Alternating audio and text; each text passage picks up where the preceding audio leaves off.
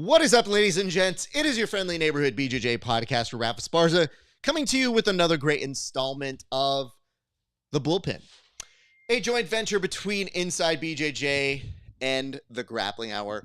I hope you're having a great day. I mean, I really do. It is a Wednesday, and your boy is about to go to WrestleMania. That's right, this guy right here, RAF ESPARZA, about to make his way to Vegas tomorrow. That's why we're doing this on a Wednesday. In case you're all discombobulated and like, why are you doing it on Wednesday? Whatever. Shut up, bitch, because on Friday, your boy is going to be at some indie shows. I'm going to go see Bloodsport, Josh Barnett's Bloodsport. Shinya Aoki is going to be on that card. I'm telling you guys, it is going to be massive, amazing. I'm stoked. And I'm so stoked to talk with our good friend, Tim Freeman. Tim, how you doing, sir?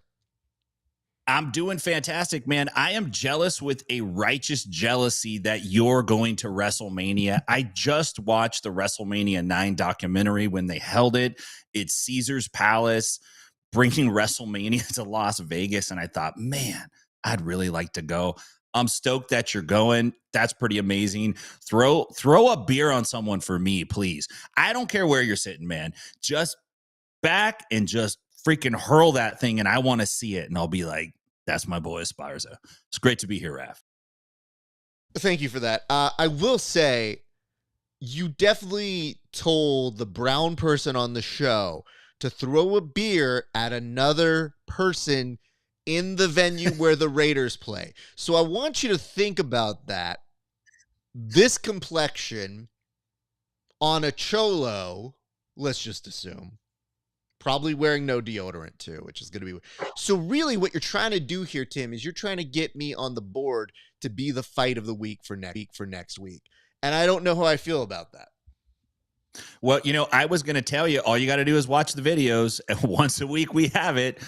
There's a dude that kind of looks like you who's chucking a beer at somebody, or they're doing the amazing man on wire balancing act. As they get knocked out, they somehow manage to keep that beer from falling onto the ground and spilling. So I appreciate that effort too. The fact that you're sitting here trying to tell me like, no, it'll be great. You're fine. It's these other idiots that have bad stuff happen to them. That's a problem. But number two, the more I think about it, the more I realize, would I not tell you if I got into a brawl? Like, would I just keep it and see if you or the very nice people who find the video sometimes for you and are kind of a consulting producer for this show, maybe within your family, maybe they would stumble upon it and be like, that looks a lot like Raph. Like, that head is kind of unmistakable, but I don't know. Raph would never get into a fight like this, would he? It took about 72 hours, and she'd wake me up at like 4:45 in the morning because she got an alert on her phone, and she'd be like, Tim, Raph got a fight at WrestleMania. Look. Oh, dude, they have a video. And then we would watch it in bed and laugh. Would warm my heart so much, man. It would legitimately be the one kind of headline that you would see Jits Magazine put about me. Like, it'd be the one time I would not have written an article for Jits Magazine, because I did that back in the day when it was print, just saying. Instead, it would be, oh, RAF ESPARZA, the dubious host of many different shows, got into an altercation, taking a steel chair, the commemorative steel chair, if anything, and tried to hit a patron with that. Having said that, Tim, there's a lot going on in this world. I feel like we should just get straight to the board, so I'm going to go ahead and transition there. But I'm happy to have your warm appreciation for all things WrestleMania. Yes, sir. I will definitely have a beer in your honor. Maybe two. We'll see. I don't know how crazy it's going to get. Now let's go ahead and go to our board. First, this week, while I'm going to be heading out to Vegas, a lot of people are going to be going on over to Texas. I believe that is where the next Who's Number One is going to take place. And not just any Who's Number One that is headlined by Duarte and Nikki Rod. So I guess the question is here, Tim, what other surprises are there? We do have some friends on there. I know Chris Wojcik is on that card, and it surprises me that that's actually his debut on Who's Number One. But having said that, who else can we expect to see on this card? Yeah, that is surprising. And our buddy Wojcik is on the undercard, which is also surprising.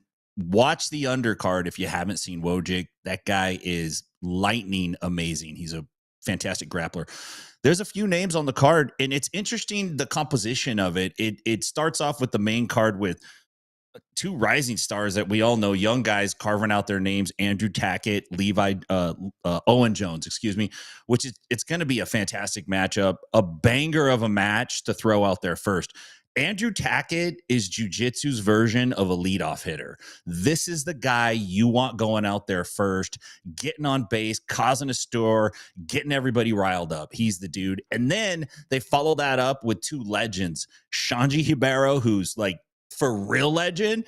No dig on Boogie. I love Boogie, but Boogie is like street legend. He's like indie legend. These two guys are going to face up, totally different styles. I think that's going to be a real fun match to watch. And then Elizabeth Clay, she's the reigning champion. She's taking on Helena Crevar. Crevar's been like making the strap sign every time she wins. She's coming for the belt. It's going to be a serious test for Elizabeth Clay. And then the co-main event, and I see who's number one is doing, and this is clever. They're matching up Victor Hugo and Luke Griffith. Here's what's to keep in mind. Hugo beat Nicky Rod at the last Fight Pass, and Griffith beat who's the dude? Nicky Rod, Duarte. So these two guys are going to fight each other, and I would venture to say the winner of the co-main event is going to end up fighting the winner of the main event. Maybe not at the next who's number one, but pretty soon. The main event's Kanan Duarte and Nicky Rod. Kanan's beat Nicky Rod twice. Kanan's the ADCC double champ there, and we know Nicky Rod is the CJI champ. This is a real good clash of champions. I think if you look at the numbers, there's like 3 finalists from ADCC on this card, and there's 1 champ in Jordan. So pretty good card, man. I do not want to miss that. I am also very excited for it. I unfortunately will not see it live. I'll definitely try to keep abreast of the information, but yeah, I'm sure there's no way I would look at jiu-jitsu if I was in Vegas going to WrestleMania. I'd be like, I'm doing my other grappling martial art this weekend, guys. So listen, me going to Bloodsport is probably the best compromise I've come to, because there's so many shows, and I really had to pick. And Tim, you've seen how I do itineraries for like jiu-jitsu stuff. Like when we went for ADCC CJI week, you saw how I like mapped it out, and I said, this is what we're doing, right? You can imagine what my friends are seeing, who are like, hey, are you going to be in town? Here, check the itinerary. If you would like to see me, this is where I will be. And one of my friends who lives out in Vegas goes, you know the thing about Vegas, man, you can make plans, but they're not going to stay the same. And I was like, try me. I was like, I will make a plan very, very effectively. But I've already bought tickets. And that night, for who's number one, a little secret here. Come here, everybody. Like this. There we go. All right. Hey, guys, if you wait sometimes, you can get the best tickets. Here's why. Yes, if things sell out, that's great. But I keep an eye on all the tickets. And your boy picked up some 4th row seats for not 4th row prices to go to SmackDown. The SmackDown before, the go-home show to WrestleMania. Your boy picked up. So there's a small chance I might be somewhat visible in the crowd on SmackDown this Friday, only on USA. So I guess what I'm saying is I might be seen by like 15 times the amount of people who are watching who's number one. No disrespect. I'm just saying I'm trying to level us out so that we're all over the place, so that you can see grappling. That's great. I'll come back and watch the event before we do next week's episode, I promise. But your boy's diversifying, so he's making sure he's getting you on there. And I guess the question is, Tim, what are the odds that you think we get my merch on the USA Network? I think you have pretty strong odds. And I'll tell you why. Here's why I'm putting my money on you. One is, and I mean this in a polite way, I'm told this the same unless you look at my passport photo. Then I look like a terrorist. But you're not like a threatening guy. You can kind of walk around and you can get yourself in position, right? And number two, you know where the cameras are. I do know where the cameras are. You know TV. You know where to be. Tim, you know when the timing's going to happen. Can I tell you? I'm putting my money on RAF. Let's go, dude. Chuck the beer. Grappling hour 316. Let's go. Can I tell you, Tim, that when I looked up the ticket prices, I had resolved that after spending seats to be on the floor for WrestleMania, I was going to go as a poor, meaning someone who does not have the money, right, for SmackDown and Raw, because I had not bought tickets for those. And once I realized, I was like, well, I'll be in town, so I might as well go to them. I went from the cheap sections to seeing like, hey guys, everything's gone down at least by a fourth of the price. And I was like, ooh, let's look up what's going on here. Oh,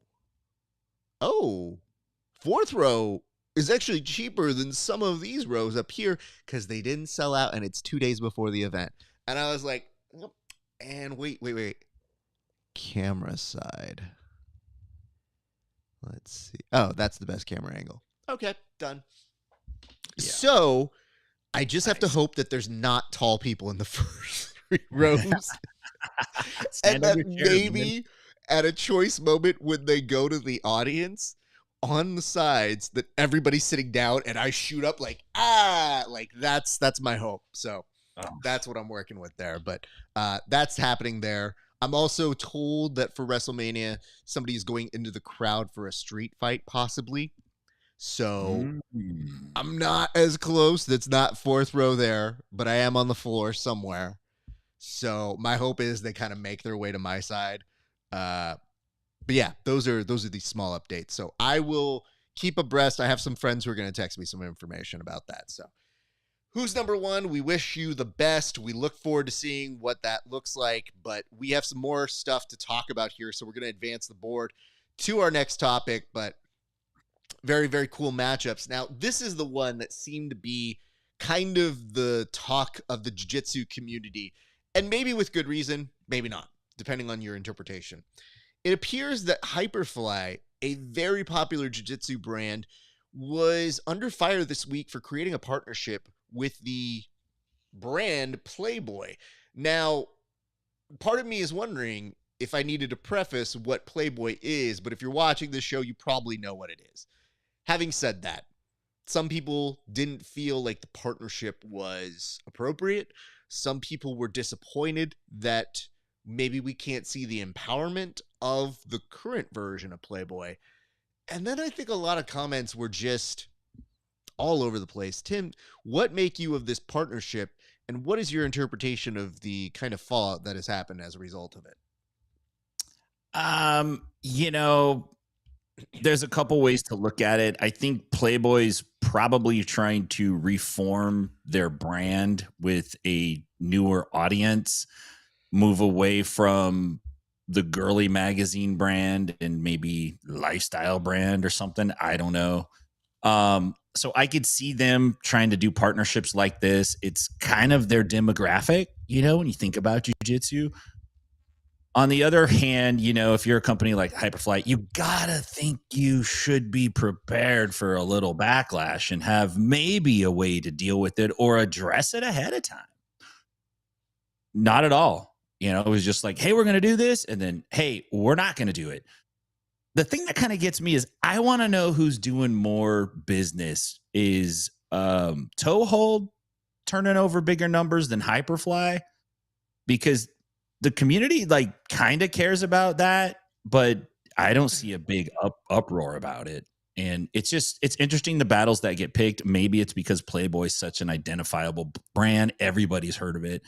Probably gets more traction out there in the world. But yeah, it's probably not the smartest move. I understand the criticism. It just surprises me that they weren't prepared ahead of time for it. So, okay, here's kind of my thoughts on this.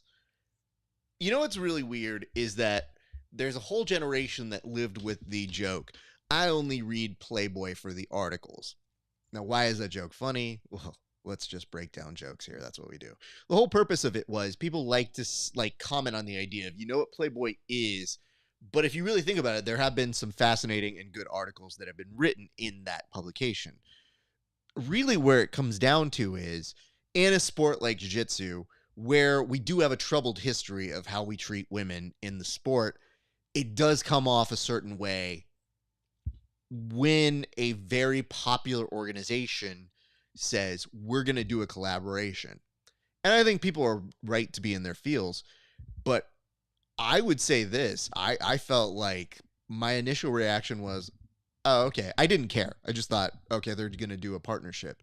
And it wasn't until they got the feedback where they said, yeah, we don't like that from the community and very vocal members. And then I had this immediate reaction of, yeah, it's fair. I can't blame you. Feel how you want to feel. It's not necessarily my fight I feel like I need to have, but I could understand their point. And I wonder, Tim, you mentioned when they said that we were just going to do this. Would anything have changed from the company if they said, like, what would you guys feel if we did a thing with Playboy? Because I don't think that works either. And I feel like the weird part of this is, and it's part of where I bump in the modern society of you have to apologize. And I understand it's nice to see that. That's what we think. Like if a celebrity has a fuck up, you think, oh, if they apologize, maybe they're not so bad consciously. But who are we apologizing to? That's the issue that I think that happens in most of these things. So like whenever they say like this person, oh, they don't need to apologize. They don't need to do anything. It's like, well, they don't necessarily need to apologize to you, but sometimes you want to see them apologize to the person they harmed. In this particular case, there's not a person, more of a culture. So these are kind of the questions that went through my head, but I wanted to see if any of that resonates with you. Yeah, it does. And I'm actually of the mindset that if you're going to put a stake in the ground like this and you believe in what you're doing, then you got to just do it and don't apologize and just do it and prove people wrong. If you have the right intentions and you're going to make this some beneficial thing, then do that. And if you're not, if you're going to be like seedy and seductive, then you're probably going to be that anyway. So just do it. Like, whatever. I don't think apologizing works in most cases because the culture never really forgives it. That deed always will be attached to your name, even if you grovel and apologize. It's just the way it works, man. The other side of it, though, that really piques my interest is Playboy's a pretty big brand to take interest in Brazilian jiu-jitsu. It's a very big brand. And have we seen an American brand like that with that level of, I mean, that's a household name. That's a household name. Now, maybe it's a sign that they're slumming it. They're hanging out in the jiu-jitsu crowd, but maybe it's a sign that jiu-jitsu is starting to land on the corporate map in terms of a place where there's potential for growth. So we shall see.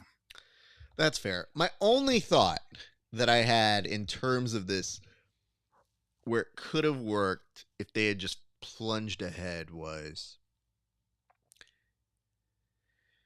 if you really were going to be about women's empowerment, I think you just had to do it. Like if you were so headstrong about this being a win-win situation, then right out the gate, you have to start with things, promotions, campaigns, something that would have set the table that said, we know our history. We know that this may not be everyone's cup of tea, but having said that, here's how we're planning to go forward. What you had was, we have an association with Playboy, and there was no preface with it. It's just like, hey, we're going to do this stuff, and it's going to be great. And you go, big announcement. Okay, but the big announcement didn't have the campaign ready. And as a result of that, there was this kind of thing where people were like, well, what are you going to do? And then you let everybody fill in the gaps with their head and the history of Playboy.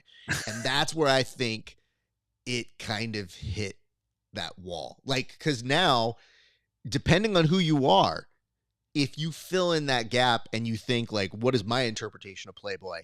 If it's favorable, you're fine. if it's not favorable, you have a lot of uphill battle. And maybe that was going to be the next step. Maybe. We don't even know. I'm just curious, in the sight of public relations, how that didn't happen. And then from your perspective of just go for it and just do it, I think the hardest part of that implementation is you don't know the intention. So we never even got to see it. We just saw that people said no. To their credit, I will say this. Hyperfly did say, hey, we're going to change this based off of your reception, your feedback. That's pretty impressive. I think the initial response didn't feel satisfactory enough to certain people.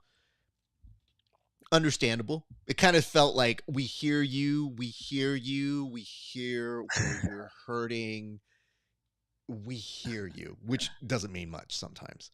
You are heard. But having said that, this was them saying like, hey, listen, we're actually not going to do it because you guys didn't like it. So like us again, don't like us, we don't know. But even when the CEO is a female who's saying like, hey, listen, I'm trying to say this is something that's important to me and we want to reclaim it and show people's power, the messaging was just a little muddled, and there is a part of me that wonders what could have been. Yeah, I agree. And I think you hit the nail on the head. If they would have made the announcement like a cool commercial that actually demonstrated what the collaboration was, it would have defined it for everyone. Instead, it's like, they're going to make pornographic videos, like that's what everyone thinks. So yeah, that's a great take.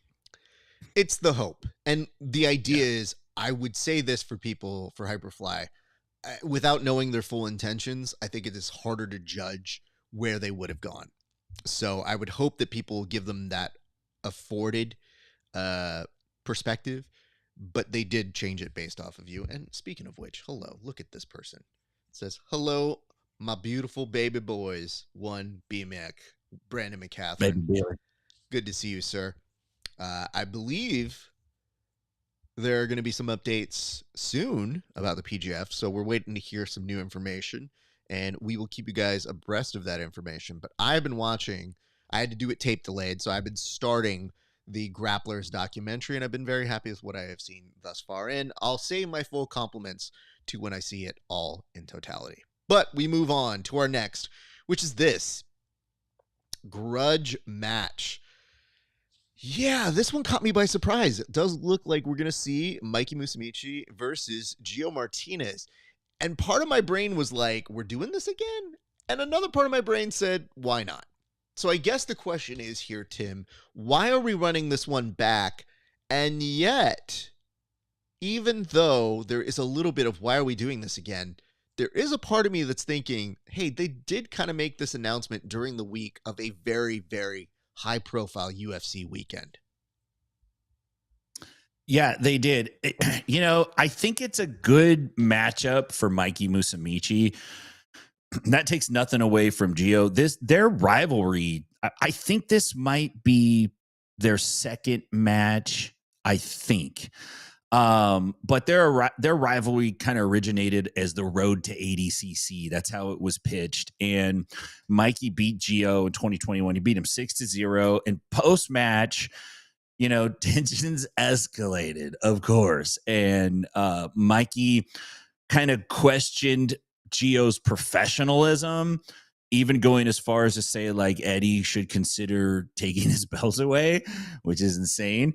And then Martinez had beef with Musumeci's demeanor. And this is the classic tastes great, less filling. Professionalism, demeanor. Professionalism, demeanor. These guys, they're never going to see eye to eye. So they were going to have another matchup again. And both guys ended up losing in the ADCC, not making it very far in the earlier rounds. And so the matchup kind of fizzled out. And here we are again. Martinez is 37 years old and Musumeci's 28, but I think Musumeci's body is probably 49 with all of the illnesses and injuries and hospital stays. One day in the hospital is about 17 weeks for a normal person. So you age a lot faster that way. But this is a big chance for Gio to get redemption, and it's a good chance for Mikey to kind of seal his spot is like, I'm not someone to be toyed with. So big matchup, man. I'm stoked for it. One thing I wanted to talk about was perspective on this one, because one thing that surprised me was seeing Gio put out a post that said, hey, I'm not who I was back then. And that's not just from the athletic side. He was saying it more from the mental side, where he goes, I used to be this guy and I used to think this way about him. And it's no ego this time. It's just, I'm trying to do what I do, which is I'm a grappler. I'm born to do this. And I want my time on the mats. You know, respect to Mikey for doing what he's done in the time since we've had this match. And it seemed to signal a shift that took it, from my perspective, from grudge match to just a rematch that has a lot of upside for Gio. And I could understand why he wanted it. So from that perspective, I kind of got it. And then even from the other side, I thought, oh, part of the reason why they want this is Mikey's already a pretty big name for the Fight Pass folks, but Gio's a very big name in his own right. So yeah, if you're putting together super fights and really fun exhibitions, why aren't we doing this? So I went from having many different feels about it to, yeah, all right, I'll watch that. So I'm very excited for that. That's coming up, I believe, next month. We will keep you abreast of that information. And of course, I think it's May 29th. May 29th, thank you. Well, a month earlier, April 29th, you're going to get some big announcements regarding the PGF. So everybody, stay tuned for that one. That is not that far away. So that's really 13 days away. That's like less than 2 weeks away, guys. Your boy will be back from WrestleMania and be ready to look at the next biggest thing, which is the PGF. So very excited about that. Thank you for that, BMAC. Always love that he's going to sprinkle in some little nuggets here. Interesting. When you put it like this, I had no clue what this was going to be, Tim, but you put in and out. Lovato in, Andrew out versus Bodoni. So what are we talking about here? Who got injured in this? Are we talking about Andrew Tackett? Is he out? No, this is the work of Jiu-Jitsu's our resident Machiavelli. He's like a Machiavelli with memory loss, Tom DeBlas. He leaked this out on the internet. Oh, right. Yes. Accident. It wasn't supposed to be official, but it sounded official. Like, this guy is so not undercover. Yeah, he leaked it out. So apparently Bodini was going to have a matchup against Felipe Andrew. And Felipe Andrew tested hot in the IBJJF. USADA popped him. And one said, hey, we can't have you on. This is the story that we're being told. I don't know if there's a backstory. Now, there's a chance, and this is my interpretation, that Felipe Andrew just got some horse meat, too many burgers, got the overeem, meant to get the animal style, got the overeem, popped hot. What are you going to do? And so one's like, no, Lovato's in now. Andrew's out. So we're going to see Rafael. Let's not go Brazilian on a guy from Oklahoma. Rafael Lovato is going to be taking his place against Bodini. This is an interesting clash of styles here. And I think they're still putting on compelling jiu-jitsu matches, and maybe that's their sweet spot. 1 or 2 matches, don't overdo it, really put our time into it and have a quality match. So looking forward to it. Thank you for that backstory, because I literally had no idea what anything was happening with that. I just saw that they had that match for Lovato coming in, and I said, oh, well, good for Lovato. That's awesome. I didn't know that the Blast pulled a boomer and was like, uh-oh, I texted this out. Whoopsies. So interesting. I guess the Andrew part in terms of the popping. So 1FC, and this is all allegedly, so we don't know for sure, but 1FC seemed to say if he popped for the IBJJF, then we don't want him either. Because it was USADA that popped him. Now, I didn't think one had USADA, but this event is in Denver. So this fight is going to be in Colorado. So maybe they have to do testing. So weird. Yeah. So I mean, not good for them. It's just, where were they when I was competing? Yeah, Naga. I don't think Naga uses USADA, dude. They better, bro. Because listen, a few of my friends, Eddie, if you're still watching, just saying. No, I mean, like, it always brings up a weird response on. You understand it for IBJJF, but when it crosses over somewhere else, and you say like, "Oh wait, USADA got involved with 1FC," yeah, that makes sense. Do they care? Because I feel like half the time with some of these athletes, they get popped by the IBJJF. The first thing they're looking for is, who doesn't give a fuck if I popped? You don't? I'm coming to you. Like, that's what your brain probably did. Like, everybody seems to forget. So if that is the case, and that is all what happened there, that's a very interesting take. And I wonder if that has implications. And I wonder if people still care about that once the UFC starts to pony up with who they're taking. Because if the UFC was caring about people getting popped, they wouldn't have Gordon on there. And it's going to bring in some interesting questions about who gets involved, where and when, and why. He hasn't been popped yet. My speculation real quick is that because it's an MMA card, that the commission's all over the event. Perhaps. See, Perhaps. On my what a good excuse if that wasn't the idea, though. On my side, whenever we do stuff for Subversive, you know, the commission doesn't really look at the jiu-jitsu athletes. Combat Very athletes, they're very concerned about. So they want to make sure they're all checked out and they're good. Interesting. Well, we'll put a pin in that and return back to that information later. But when I did see In and Out initially, I got hungry and then I got really mad at you. So we stay here on this. I think I feel I can't even get it in and out. Well, listen, you moved, bro. This was a choice that you made. So this is the sacrifice. This is your Creed moment.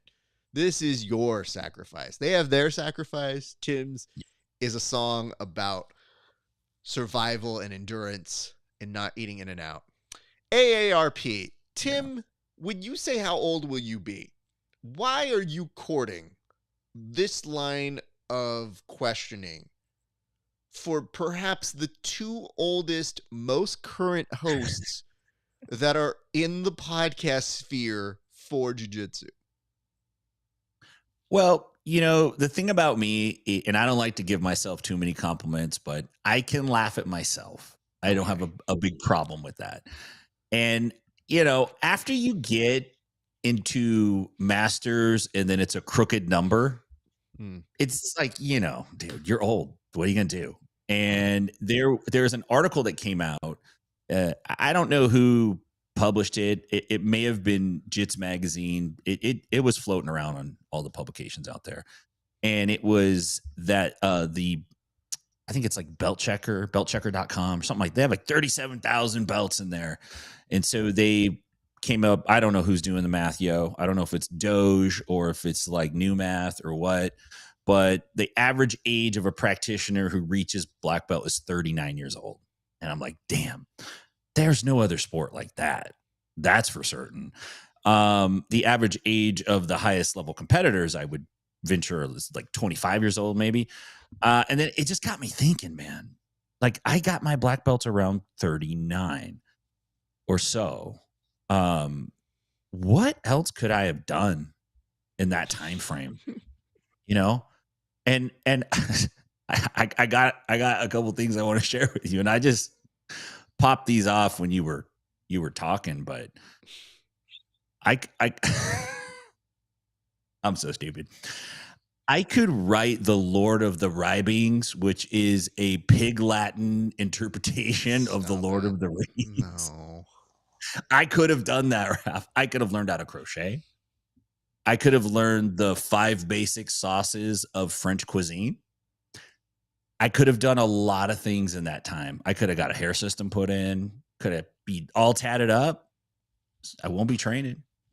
But instead, I chose a little piece of black cloth. What about you? What could have you done? And you're still on your way. You're very close. No. I would venture to say you're probably a black belt, Raph. That's no. So you want to know what gets weird is when my students are like, well, you're a black belt, right? And I go, no. And they go, but you got to be. And I go, to you. Yes. You don't know any better. And when people bitch, because some people will get mad, they're like, man, shouldn't you be this or shouldn't you be that? And I go, I don't promote me. And also on a bad day, I like roll with the blue belt and I'm like, nah, that's not great. I'm exactly where I need to be. On a other good day, I might beat some brown belts and black belts, and I'm like, that's not bad. All right, we do okay. So I like to tell people, if you're in it for the long term or the ride, you don't care. And I don't care. So I've never set it out like you're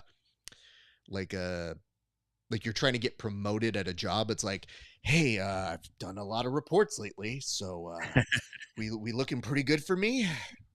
Raf's really been showing up on time for the warm-ups. What do you think? What could I have done? Well, I could have written the Great American Novel twice, which oddly is still in the checkbox. I've always thought, I was like, I've kind of wanted to write a book, but it just seems like a lot of work. And I don't know. I could have developed it's a lot of writing. The first AI for jiu-jitsu. That's usually off top of mind. Something good like stats. Like, that's the whole thing is, I wonder if BJJ heroes, no offense, we love you guys, but I wonder if they feel the heat that they could be replaced by AI at some point. Or is it an area of AI that AI is like, even artificial intelligence goes, we don't care. Your sport's too boring. I don't care about the stats. It doesn't track points. Even AI can't stand points tournaments. AI is like, dude, I didn't watch Who's Number One. I just didn't have the time. I got asked to figure out the constellations this week. I didn't have time to go look at your Who's Number One, Nikki Rod, who won, who cares? I think the better thing is, I think in a different sport, if I had committed to hockey, I probably would be like a part-time announcer for like the minor league of hockey somewhere in Kansas. I feel like they would have picked me up. They would have been like, this guy's all right. So that's where I think I could have gone. But no, my time in jiu-jitsu hasn't been wasted. What are you talking about? You're crazy. We're about there in jiu-jitsu. What's that? We're about there. We're the minor league hockey in Kansas. We're about that status in jiu-jitsu. I mean, I feel exactly as famous as that. So I will agree with you. But I think the weird part is, everything I've spent in jiu-jitsu has always been time well spent because it's something I wanted to do. So I've always told people, I'm like, if I really wanted to be this superstar reporter, probably would have found a different sport, but I love this and I want to make it better. So I feel like that is our burden, our commitment to you guys. So one day when we finally make it better, we can all look back at this and say, haha, we did. But until then, suck on it because you're just getting what you get. But we move on to this next topic, which is congrats. And the congrats here are for Jean-Jacques Machado, who just received his 8th degree on his red and black belt. So, Tim, why are there extra characters after the exclamation mark? Because when I was reading that, I didn't know what emphasis I'm supposed to add here.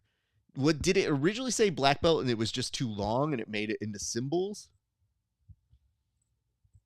Oh, I didn't even catch that. That didn't get back. My crack quality control team didn't catch that. It's just as I was reading it, I was like, Jean-Jacques Machado, 8th degree, red, black belt. What am I? It looked like it was a censored word. So it was like, is there a new slur or bad word in jiu-jitsu that I didn't know about? And it's definitely not going to be used for Jean-Jacques Machado. But having said that, not at all. What can you tell us about this recent promotion that I think a lot of people were very happy to see? Yeah, it's pretty wild to have Hicks and Gracie give you a degree on your red and black coral belt. Now, and I might be wrong because I'm not really boned up on my IBJJF promotion calendar, but I thought on the coral belt, the red and black coral, not the Santa Claus red and white one, but the OG one, I thought there were only 7 degrees on that belt, but I could be wrong, and they might not be doing that belt, right? That might be like whatever.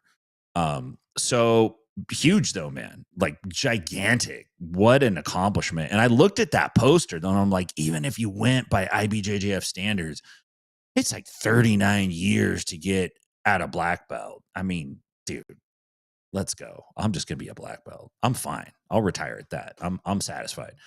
But you know, I want to congratulate Jean-Jacques. What an amazing achievement. And I wanted to just give him advice, seeing that he's close to his 10th degree.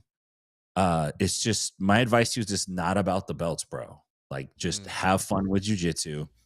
Don't worry about how you're doing. Like, don't compare yourself to the other people. Just go in and have fun and be you, and just like play your game. Every time you're there, make sure you get something out of it. I want you smiling when you come in. I want you smiling when you go in. Well said, Tim. What I would say is, obviously, Jean-Jacques, very near and dear to us here on this podcast, so congratulations to him. It is wild, though, when I look at those markers on where you're supposed to be, because when I was doing the timeline, and again, I'm saying this as somebody who is not even a black belt yet, when I started doing the math, I go, there's no way in hell I could get a coral belt. Like, I did the math, and I go, if you wanted to be a coral belt, you had to start at birth. Because when you look at how long it takes, it's a body of work for Jean-Jacques that completely makes sense. You're born into this family. You love it. You do it for years. You're a legend. You win. You have storied like accomplishments and legends even within your own association. And then you look at somebody like yourself that doesn't get born into it, maybe found it around 30. And then as you're going along, go, huh? Blacks, yeah, that's it. That's where it's happening. If you give me a couple stripes, we're good. I'm not even there. So let's assume they give it to me by my 50th birthday. And even then, whatever. That means they're wheeling me out at the age of 93 to be like, still not a coral belt, Raf. Still didn't happen. And I'm not even responsive. They just got me on some IV and being like, like, it's made me realize this is part of the reason why when people are like, what are you chasing for the belts? It's like, bro, I'm just here. Like, I'm here for a good time. At some point, I'm going to annoy somebody long enough where they go, fine, here's your stupid belt. That's kind of the MO. But when I looked around and they're like, oh, you know, there's a coral belt. And I was like, that does not apply to me. So thank you. But having seen somebody like Jean-Jacques get it, well-deserved and very fun. So congratulations to him. Tim, now we take a harsh turn from being complimentary to going into our fight of the week. So what can you tell us about this week's low light highlight? So this is another gem that was delivered to me from my secret source, who, by the way, is knocking them out of the park lately. Brilliant fight. Very interesting study in the energy of a fight. A fight is like a wildfire. And I know it's a little early to bring that up to my friends on the West Coast, but it kind of jumps around sometimes. And this is a fight where it does. It's like the Holy Spirit moving through a full gospel church. It just starts jumping around on different people. That's what happens, man. It's like popping around. There is an amazing thing that happens, though, and I want you to watch for it. I don't want to give it away. I just want you to watch it. I haven't seen this yet in a fight. And then there's a deplorable thing that happens. And that was wrong, but it's part of fighting in the streets. And then there's a really hilarious thing that happens. So that's all I want to give away, man. Hold on. When you say, hey guys, this is a great one, can't wait for you to watch it, there is a deplorable thing. We don't judge here, but it was very, I wouldn't. If I was in a fight, I wouldn't. Like, I wouldn't. Okay. I wouldn't have made the move. Yeah, I would not have done it. It was wrong. Well, but it's a fight and shit's popping off. It's just, hey man, that's the reality of the jungle. I know what the reality is, but you can't tell me as you're saying this, like, hey Raf, there's decorum in a fight. It's like, bro, if I kick you in the face, it's a fight. I don't know how to tell you any differently.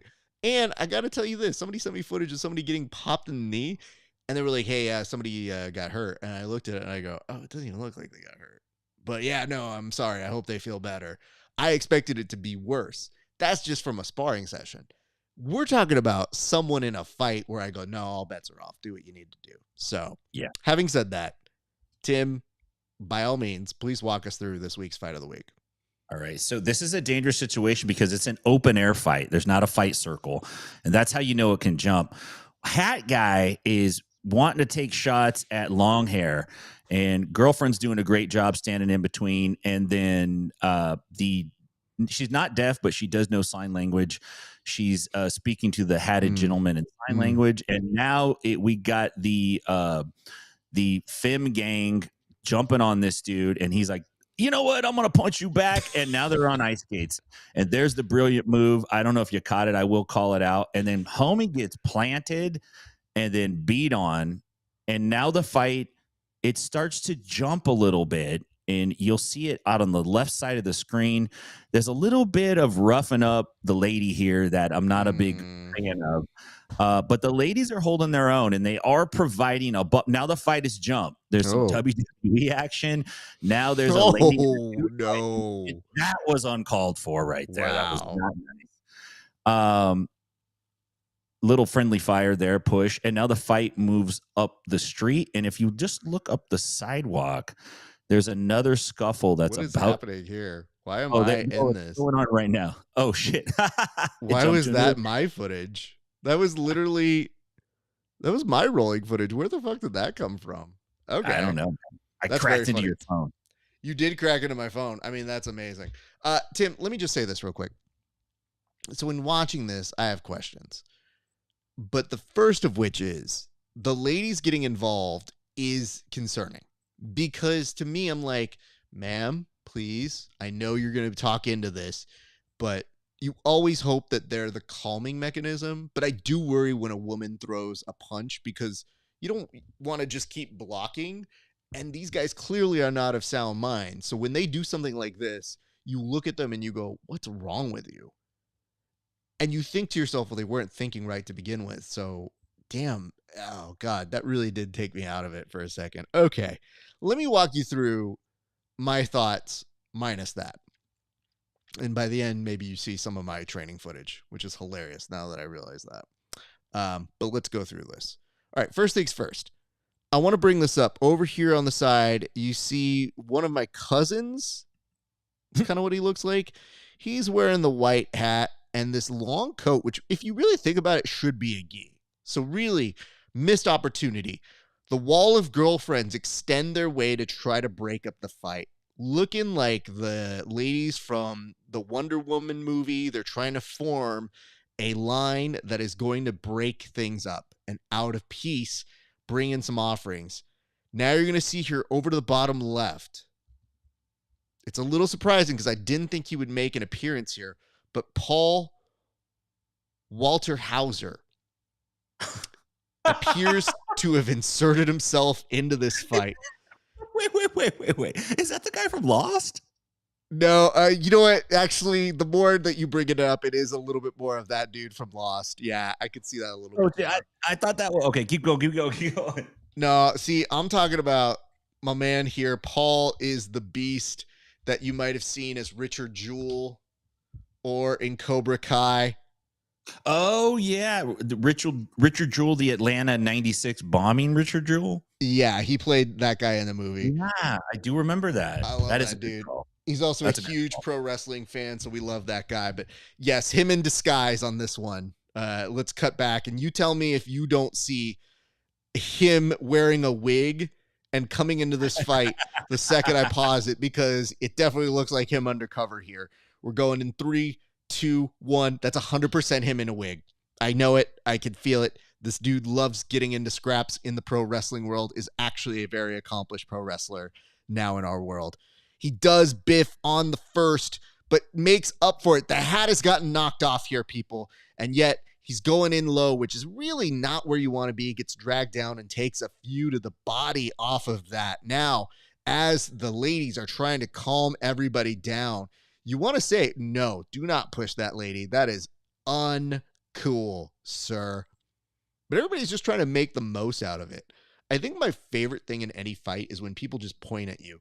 Now, you mentioned that this thing broke up into like 3 or 4 different fights. Look at what's happening here. Everybody's having their own mini story.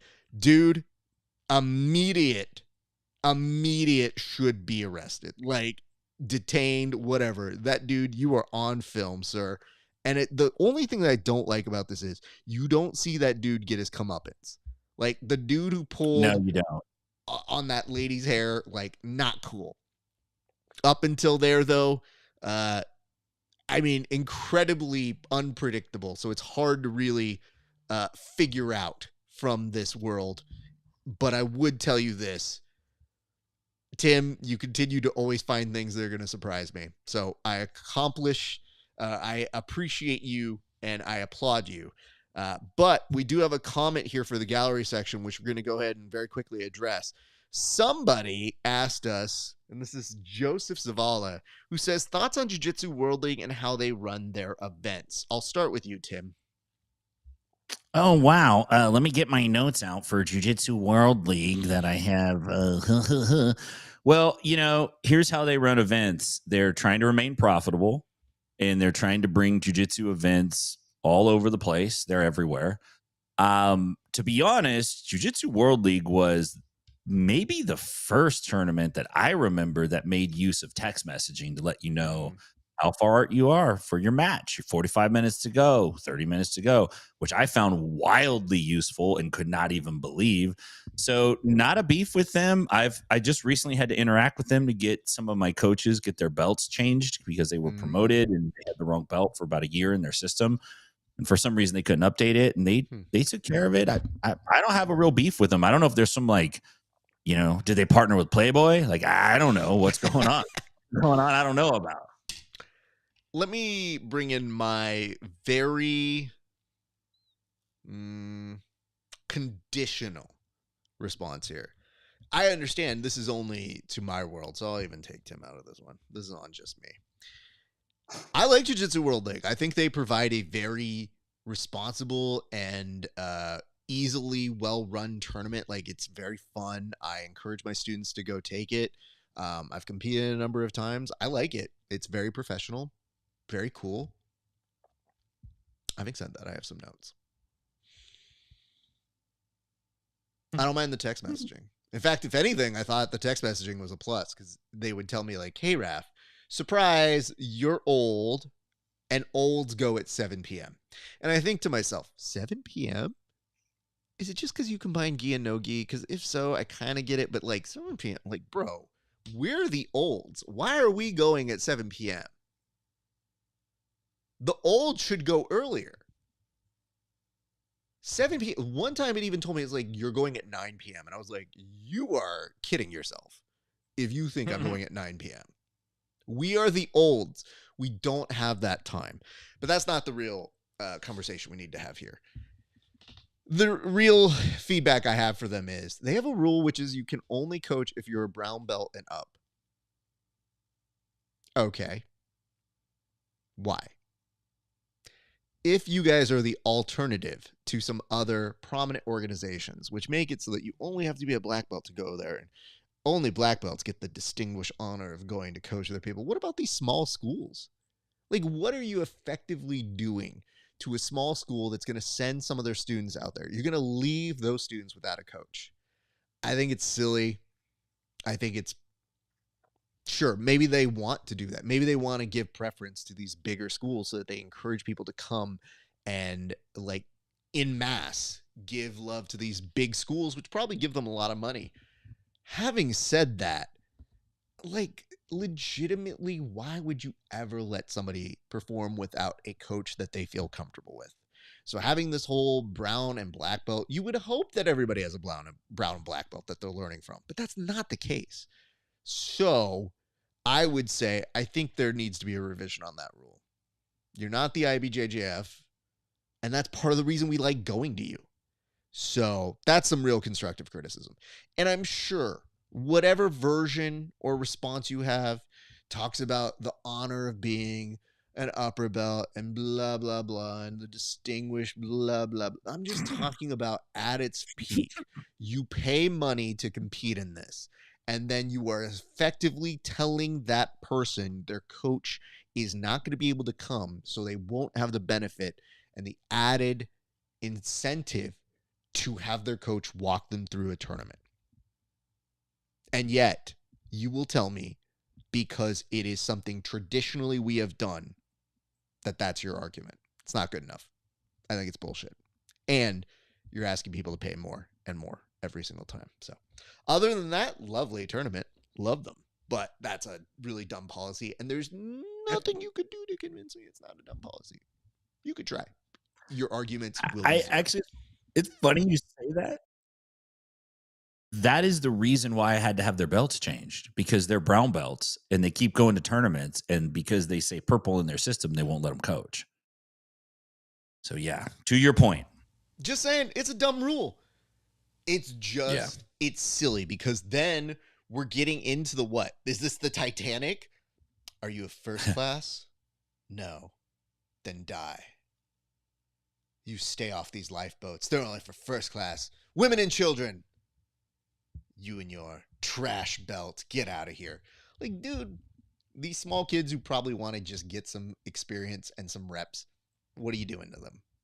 It doesn't make any sense. And it doesn't make it inclusive. So, sure.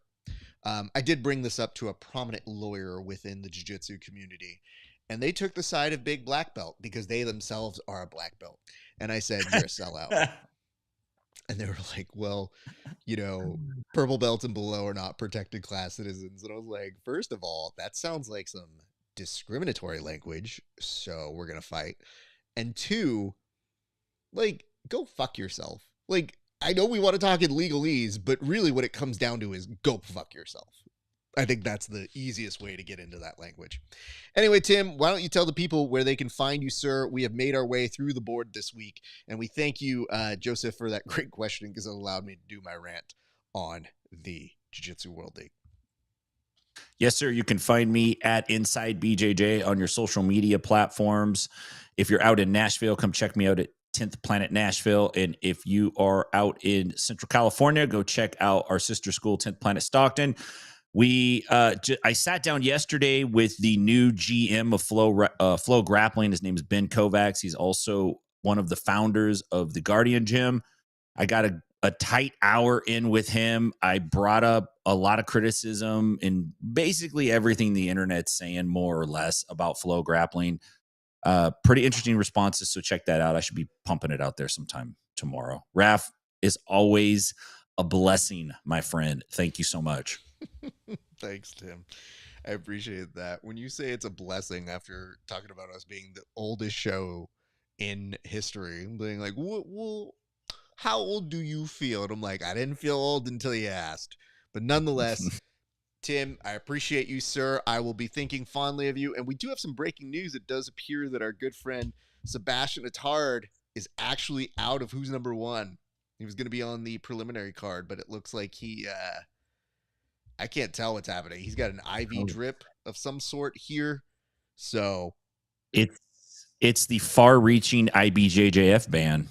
Who's Number One said, hey, look, Andrew's out, Attard's look at out. that. So you know what it was? His body went like this to him. Oh!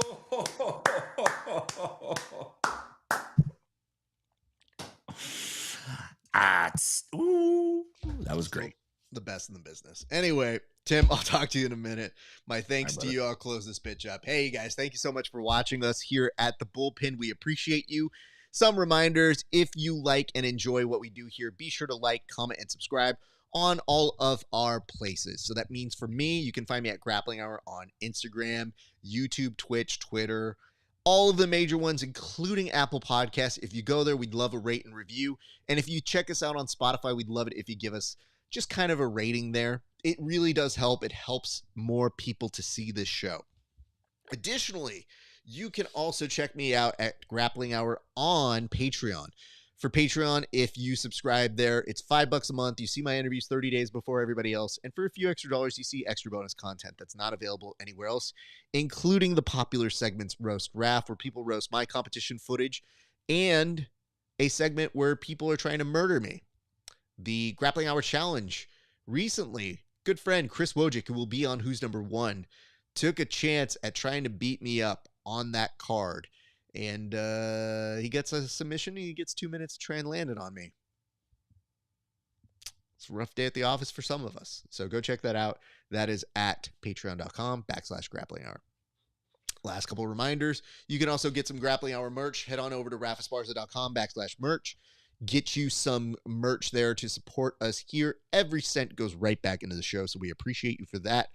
And last couple of reminders. If you guys would be so kind, check us out next week. We'll be back with another episode of The Bullpen. But for right now, my friends, that is going to do it for us. It has been a great day for grappling. We'll see you back on the mats.